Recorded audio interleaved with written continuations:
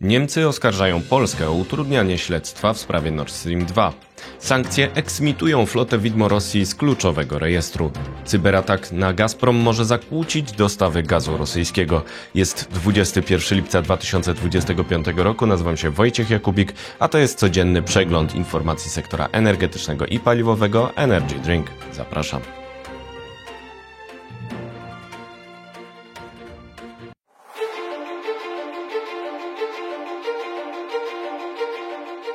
Partnerem kanału Energy Drink jest Orlen. Zaczynamy jak zawsze od informacji dnia. Paraliż Gazpromu po cyberataku Ukrainy może zakłócić dostawy gazu w Rosji. Hakerzy wywiadu wojskowego Ukrainy dokonali cyberataku na Gazprom, który może potencjalnie doprowadzić do przerwy dostaw gazu w Rosji. Źródła z wywiadu HUR przekazały mediom ukraińskim, że 17 lipca dokonały ataku na infrastrukturę sieciową rosyjskiego koncernu gazowego Gazprom. Cyberatak miał polegać na wykasowaniu dużej liczby danych i uszkodzeniu systemów informatycznych. Degradacja systemów informatycznych Rosji do technologicznego średniowiecza postępuje, przekonuje źródło HUR w Kyiv Independent. Część systemów ma być niemożliwa do przywrócenia bez napraw fizycznych. Część analityków wskazuje na fakt, że odpowiednie zabezpieczenie kopii danych może pozwolić Rosjanom na przywrócenie części funkcjonalności, jednakże atak miał objąć także takie kopie. Skutkiem może być usunięcie danych o kontraktach, terminarzach, taryfach oraz ilości gazu oraz ropy w dyspozycji Gazpromu, które mają trafić do klientów.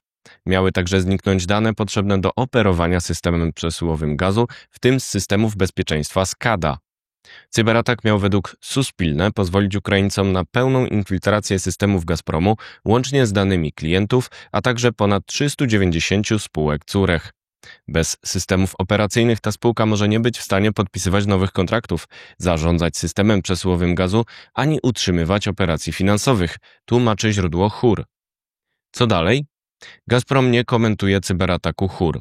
Wywiad wojskowy Ukrainy przekonuje zaś, że skutkiem cyberataku może być spadek wartości giełdowej tej spółki, problemy z finansowaniem jej działalności, a co za tym idzie dalsze ograniczenie przychodów budżetowych ze sprzedaży gazu z Rosji. Według The Ukrainian Review HUR spowodował zniszczenia, które mogą zakłócić dostawy gazu do całych regionów Rosji. Na razie nie ma informacji o takich zakłóceniach. Warto przypomnieć, że przychody Rosjan ze sprzedaży gazu i ropy w czerwcu 2025 roku były niższe o 1/3 rok do roku. W pierwszej połowie tego roku były o 17% niższe rok do roku.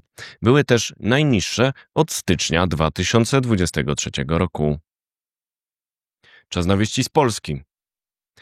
Rząd zajmie się 22 lipca projektem uchwały w sprawie przyjęcia koncepcji rozwoju kraju. To drugie podejście do tego tematu, który zakłada m.in. opis planów transformacji energetyki. Polskie elektrownie, które wygrały ostatnie uzupełniające aukcje rynku mocy na drugą połowę tego roku, nie otrzymały jeszcze wsparcia. Dlaczego? Rząd wciąż nie otrzymał formalnej decyzji Komisji Europejskiej, ostrzega Rzeczpospolita piórem Bartka Sawickiego, którego pozdrawiam. Die Welt podaje, że śledztwo Niemiec wciąż wskazuje na ukraińskiego nurka jako winnego wysadzenia Nord Stream 1 i 2 w sabotażu z 2022 roku. Stawia tezę, że Polska miała utrudniać śledztwo, ale Polacy przekazywali jednak informacje, których Niemcy nie wykorzystywali, bo wskazywały na Rosję. Teraz wieści z Europy. Rada Unii Europejskiej przyjęła w piątek elastyczne przepisy o gromadzeniu zapasów gazu w Europie, pozwalające zbierać je do 90% mocy magazynów między 1 października a 1 grudnia i reagować na nagłe zmiany na rynku ograniczeniem obowiązku. Unia Europejska i Wielka Brytania rozpoczną negocjacje w sprawie łączenia systemów handlu uprawnieniami do emisji CO2. Ich operatorzy będą też bliżej współpracować w celu lepszej wymiany międzysystemowej. Blackout objął 19 lipca Zaporoże okupowane przez Rosję. Pojawił się dym wokół zaporowskiej elektrowni jądrowej, ale nie było zagrożenia radiacyjnego. Dzień wcześniej dronopad Ukrainy zgasił światło w pobliskich Melitopolu i Energodarze. Arbitraże ukraińskiego Naftogazu z rosyjskim Gazpromem mają według danych prezydenta Wołodymyra Zełenskiego zobowiązywać Rosjan do wypłaty w sumie $6,9 miliardów. Jeden ze sposobów na odzyskanie środków to zajęcie aktywów. Jeszcze wieści ze świata. Ekspansja koncernów z USA w Syrii. Amerykanie mają wesprzeć odbudowę kraju po obaleniu reżimu Bashara Assada m.in. poprzez rozwój wydobycia węglowodorów z udziałem gigantów jak Baker Hughes. Sztuczna inteligencja Google'a wesprze renesans jądrowy w USA. Westinghouse będzie korzystał z usług Google Cloud, w tym modelu językowego Gemini, przy budowie planowanych 10 reaktorów AP1000 w Stanach.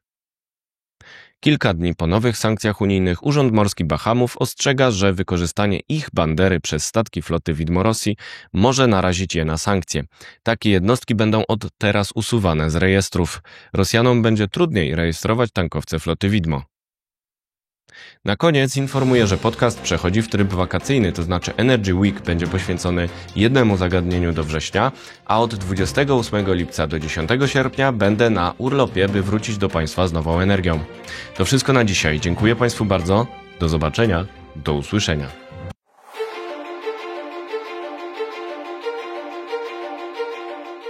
Partnerem kanału Energy Drink jest Orlen.